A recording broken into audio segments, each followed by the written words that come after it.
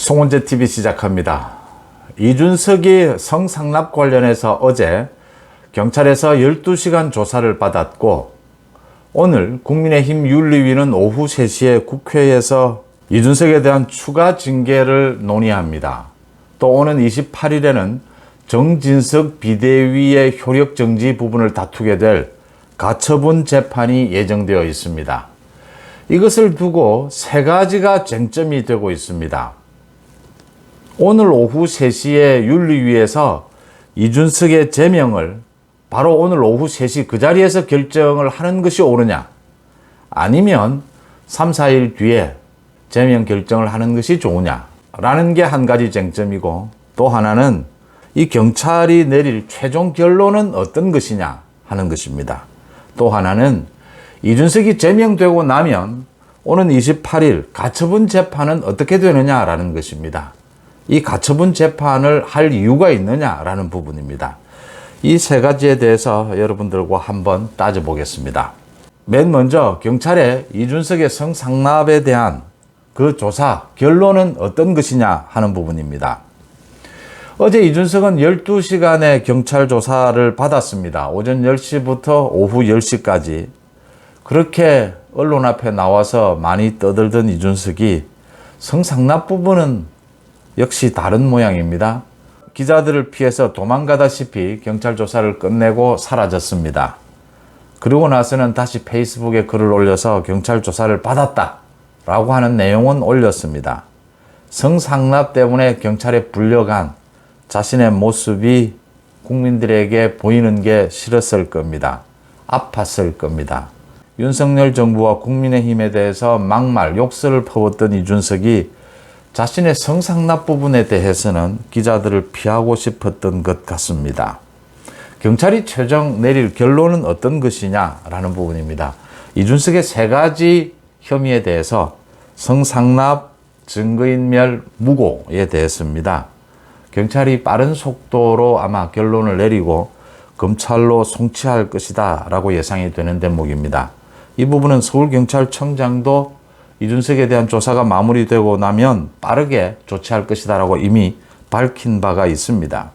이준석의 성상납 부분은 오는 23일에서 25일 정도면 공소시효가 끝나는 것이 아니냐라는 부분입니다.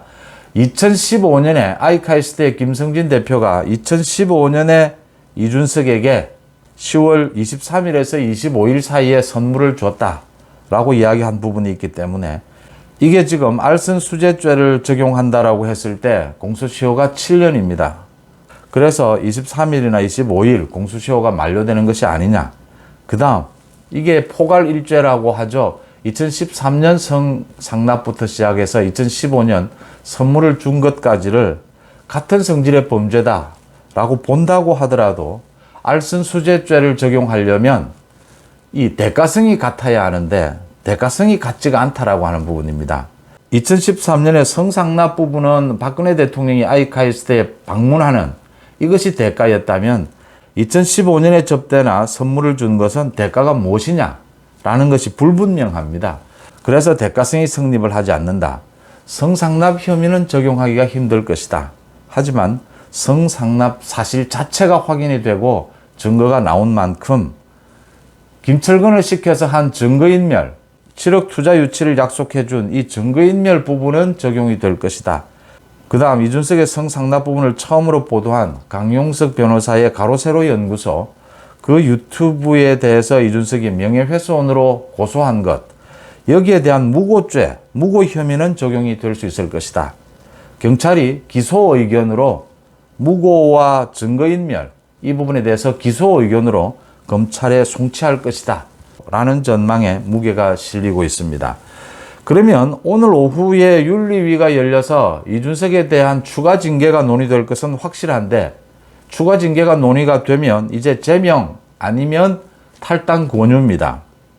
이준석의 제명, 탈당 권유가 오늘 이루어지느냐 전격적으로, 아니면 며칠 뒤에 이준석의 소명을 듣고 소명 절차를 거친 뒤에 이루어지느냐라는 부분입니다.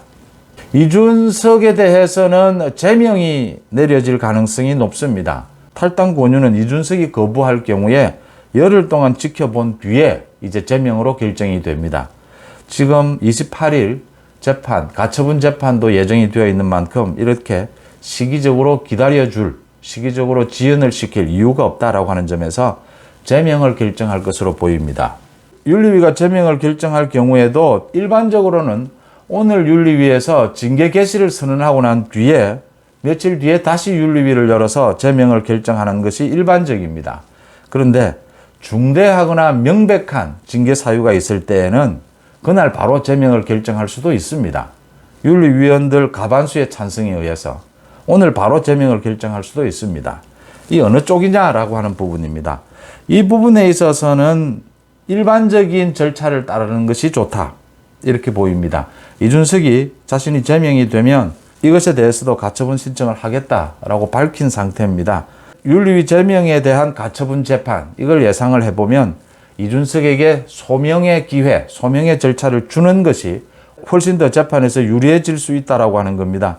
이준석이 저지른 징계 사유, 그러니까 해당 행위, 지금 오늘 윤리위에서 의논하게 될 것은 이준석의 각종 내부 총질, 윤석열 대통령에 대한 욕설에 가까운 막말, 비난, 이 부분이 해당 행위냐 아니냐라는 부분을 논의하게 될 텐데 굉장히 중대하고 명백한 징계 사유인 것은 맞지만 이준석이 내게 될 가처분 재판을 예상해서 그래도 이준석에게 소명의 기회는 한번 주는 것이 훨씬 재판에서는 유리해질 수 있다. 그런 차원에서 오늘은 이준석에 대해서 징계 개시를 결의를 하고 며칠 뒤에 또 경찰의 수사 결과 발표를 본 다음에 다시 윤리위를 열어서 이준석에 대해서 제명 결정을 하는 것이 타당하지 않느냐라는 이야기들이 나오고 있습니다. 그 다음 이준석에 대해서 제명이 될 경우에 지금 예정이 되어 있는 28일 황정수 재판부의 가처분 재판, 이 부분은 어떻게 되느냐. 이준석은 제명을 당하고 나면 이제는 당원권을 완전히 영구히 상실하게 됩니다. 황정수 재판부는 이준석이 6개월 당원권이 정지가 됐지만 주호영 비대위에 대해서 가처분 신청을 한 그런 소송 자격은 있다라고 판결을 내렸습니다. 그렇지만 이준석이 제명, 6개월 당원권 정지가 아니고 제명이 되고 나면 이제 이건 당대표 사고가 아니고 권리입니다.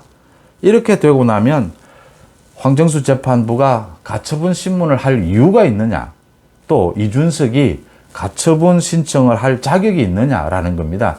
영원히 이제 당으로부터 배제되고 영원히 당으로부터 쫓겨난 상황이기 때문에 이 부분이 논란이 되고 있습니다. 합리적인 것은 이준석의 소송 자격이 없다. 완전히 제명이 된 이준석이 가처분 신청을 할 소송 자격이 없고 또 황정수 재판부도 이 가처분 신문을 열 이유가 없다라고 하는 부분입니다. 이 신문 아니어도 이준석이 곧바로 이어서 자신의 제명에 대한 가처분 신청을 할 것이기 때문에 이 가처분 신청을 지켜보는 것이 우선이다라고 하는 것입니다. 그러니까 당대표가 윤리위에 의해서 제명이 됐는데 그 당대표가 제기하는 자신이 제명되고 난 이후에 비대위 부분, 당 지도체제 부분에 대해서 가처분 신청을 하는 이 자격이 있느냐, 이 가처분 재판이 의미가 있느냐라고 하는 부분입니다. 이게 의미가 없어졌다. 또 이준석이 소송 자격도 없다라고 하는 점에서 이준석의 윤리위 제명에 따른 가처분 재판은 필요할지 모르지만 정진석 비대위에 대한 가처분 신문, 가처분 재판은 의미가 없어졌다라고 하는 것입니다. 물론 이준석의 소송 자격도 없다, 이렇게 해석이 되는 대목입니다. 이준석에 대한 경찰의 결론은 빠른 시일 내에 기소 의견으로 검찰 송치로 넘어갈 것이다. 윤리위가 오늘 제명하는 것이 좋으냐, 며칠 뒤에 윤리위를 한 번 더 열어서 제명 결정을 하는 것이 좋으냐, 이준석에게는 소명 기회를 한번 주는 것이 옳다라고 보이고요. 황정수 재판부에 오는 28일로 예정된 가처분 신문은 의미가 없어졌다. 제명이 되고 난 다음에는 이준석의 소송 자격도 없다. 이렇게 해석하는 쪽에 무게가 실리고 있습니다. 송은재TV 마칩니다. 고맙습니다.